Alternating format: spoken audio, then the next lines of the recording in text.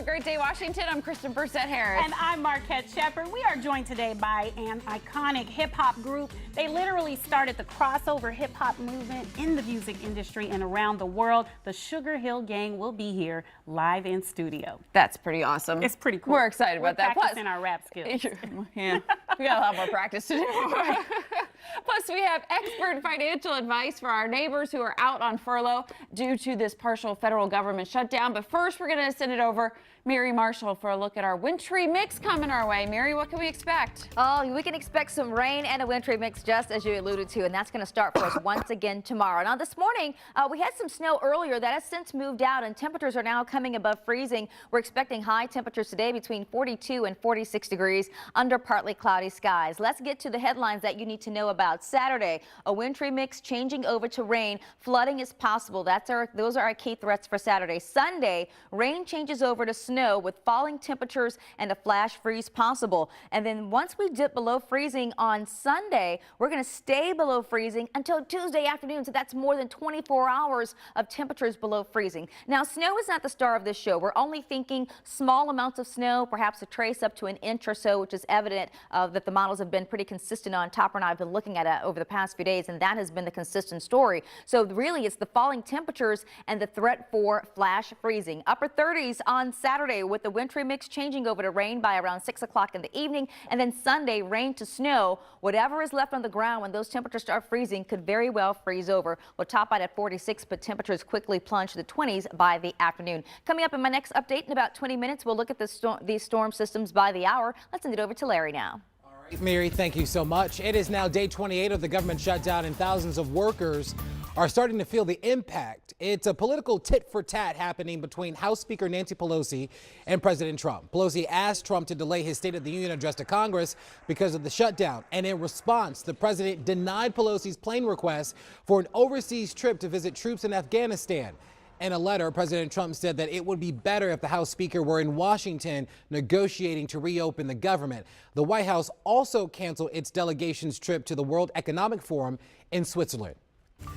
Happening today, the world's largest pro-life event begins at noon along the National Mall. Organizers say more than 100,000 people are expected to attend the March for Life. The rally is held during the anniversary of the 1973 Roe v. Wade Supreme Court decision legalizing abortion. And right now, the Indigenous Peoples March is underway in Northwest. Thousands are in downtown for the event. The goal is to bring awareness to the injustices Indigenous people around the world face. Meantime, there will be two different women's marches in D.C. tomorrow. Demonstrators started breaking away from the original women's march after the group's co-president wouldn't denounce anti-Semitic statements. The original event starts Saturday in Freedom Plaza, while the new one, organized by the Independent Women's Forum, will be right across the street at Pershing Park.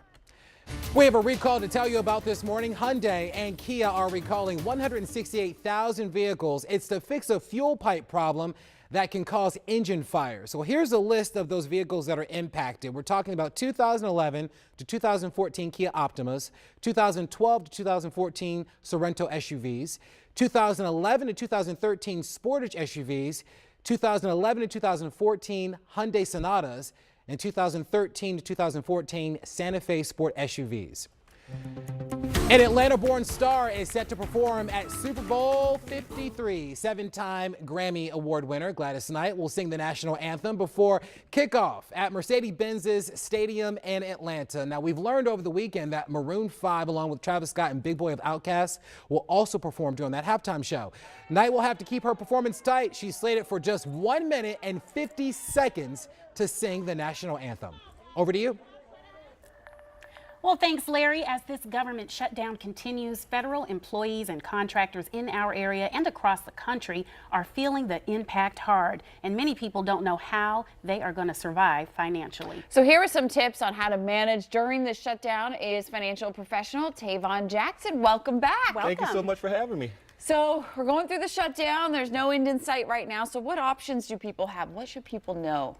Well, the first thing I would say, I never recommend taking money out of your retirement plan because it's hard enough to retire when you're doing the right things.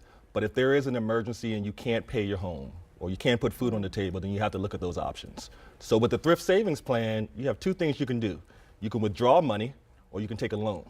So I don't recommend withdrawing money because what's going to happen is you're going to, one, pay taxes, two, you're going to pay a 10% penalty if you're not 59 and a half, and three, they're going to restrict you from putting more money in for 6 months. But if you take a loan out, then there's no taxes, no penalties. You have 1 to 5 years to pay that loan back with interest.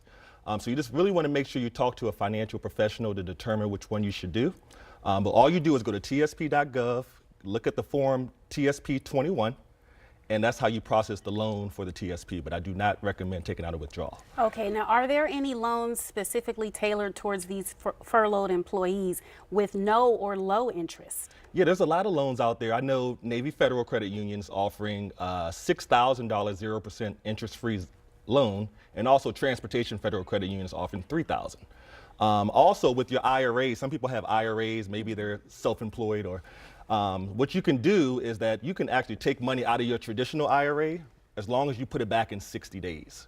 So if you have an IRA, maybe you've changed jobs and you rolled over a plan, you could take it out and put it back in 60 days without any penalty and any taxes.